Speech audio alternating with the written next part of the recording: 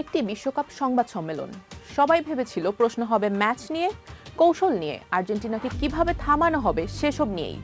কিন্তু হঠাৎ করেই পুরো পরিবেশ বদলে গেল। ফুটবল ছাপিয়ে উঠে এলো একটি মানবিক বার্তা। মিশরের প্রধান কোচ হোসাম হাসান মাইক্রোফোনের সামনে দাঁড়িয়ে এমন কিছু কথা বললেন যা মুহূর্তেই ছড়িয়ে পড়ল পুরো বিশ্বে। কেউ বলছেন এটি সাহসী অবস্থান, কেউ বলছেন একজন কোচ নিজের বিবেকের কথা বলেছেন। কিন্তু আসলে কি বলেছিলেন তিনি, আর কেন সেই বক্তব্যের এত আলোচনা জন্ম দিয়েছে? বিশ্বকাপ মানেই শুধু গোল, ট্রফি আর জয়ের লড়াই নয়। অনেক সময় এই মঞ্চেই উঠে আসে এমন কিছু কথা যা ফুটবলের সীমানা ছাড়িয়ে পৌঁছে যায় মানুষের হৃদয়ে। ঠিক তেমনই একটি মুহূর্ত তৈরি করেছেন মিশরের প্রধান কোচ হোসাম হাসান। আর্জেন্টিনার বিপক্ষে ম্যাচের আগে অনুষ্ঠিত ফিফার আনুষ্ঠানিক সংবাদ সম্মেলনে তিনি শুধু নিজের দল নিয়েই কথা বলেননি, তিনি কথা বলেছেন ফিলিস্তিনের মানুষের দুর্ভোগ নিয়েও। আর সেই বক্তব্যই এখন সামাজিক যোগাযোগ মাধ্যমে ব্যাপক আলোচনার বিষয় হয়ে দাঁড়িয়েছে।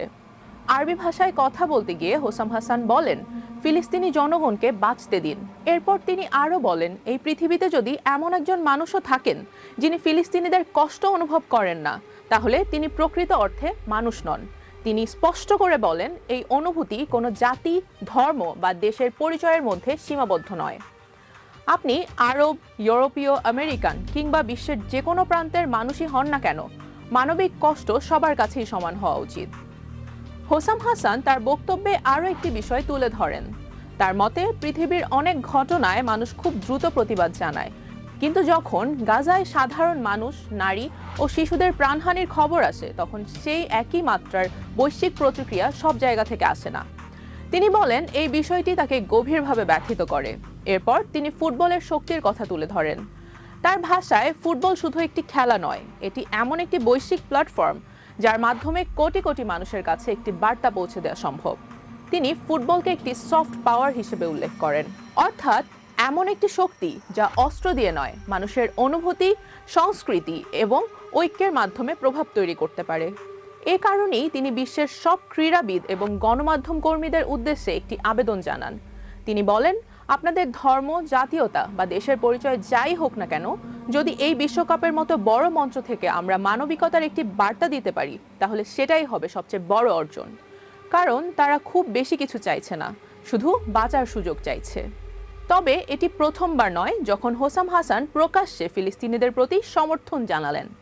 কয়েকদিন আগেই বিশ্বকাপে অস্ট্রেলিয়ার বিপক্ষে জয়ের পর তাকে মাঠে ফিলিস্তিনের পতাকা হাতে উদযাপন করতে দেখা যায়। জয়ের আনন্দের মাঝেও তিনি সেই পতাকা উঁচিয়ে ধরেন। সেই দৃশ্য মুহূর্তের মধ্যেই সামাজিক যোগাযোগ মাধ্যমে ভাইরাল হয়ে যায়। অনেকেই এটিকে একটি প্রতীকী মানবিক বার্তা হিসেবে দেখছেন। তার সাম্প্রতিক সংবাদ সম্মেলনের বক্তব্যের পর সেই আলোচনায় আরও জোরালো হয়েছে। বিশেষ করে আরব বিশ্বের সামাজিক যোগাযোগ মাধ্যমে তার বক্তব্য ব্যাপক প্রশংসা পাচ্ছে। অনেক ব্যবহারকারী লিখেছেন, একজন ফুটবল কোচ নিজের জনপ্রিয়তাকে শুধু খেলার জন্য নয়, মানবিক একটি বার্তা পৌঁছে দেওয়ার জন্য ব্যবহার করেছেন। অন্যদিকে আন্তর্জাতিক অঙ্গনেও এই বক্তব্য নিয়ে আলোচনা চলছে, কারণ বিশ্বকাপের মতো বড় টুর্নামেন্টে খেলাধুলার পাশাপাশি সামাজিক ও মানবিক বিষয় নিয়েও মাঝে মাঝে আলোচনার জন্ম হয়। ফুটবল ইতিহাসে এমন উদাহরণ নতুন নয়। বিভিন্ন সময়ে অনেক খেলোয়াড় ও কোচ নিজেদের অবস্থান থেকে মানবিক, সামাজিক কিংবা বৈশ্বিক নানা ইস্যু নিয়ে কথা বলেছেন। তবে এমন প্রতিটি বক্তব্যই স্বাভাবিকভাবেই ভিন্ন ভিন্ন মানুষের কাছে ভিন্নভাবে মূল্যায়িত হয়। সব মিলিয়ে হোসাম হাসানের এই বক্তব্য আবারও মনে করিয়ে দিল, বিশ্বকাপ শুধু 90 মিনিটের একটি ম্যাচ নয়, এটি এমন একটি মঞ্চ যেখানে কখনো কখনো একটি বক্তব্যেও গোলের মতোই বিশ্বজুড়ে আলোচনার জন্ম দিতে পারে। এখন দেখার বিষয়, তার এই মানবিক আহ্বান শুধু সামাজিক যোগাযোগ মাধ্যমে প্রশংসার মধ্যেই সীমাবদ্ধ থাকে, নাকি আরও বিস্তৃত আন্তর্জাতিক আলোচনার অংশ হয়ে ওঠে। একটি বিষয় অবশ্য পরিষ্কার, সংবাদ সম্মেলনে সেদিন মানুষ শুধু একজন কোচের ম্যাচ পরিকল্পনা শোনেনি, শুনেছে একজন মানুষের অনুভূতির কথাও।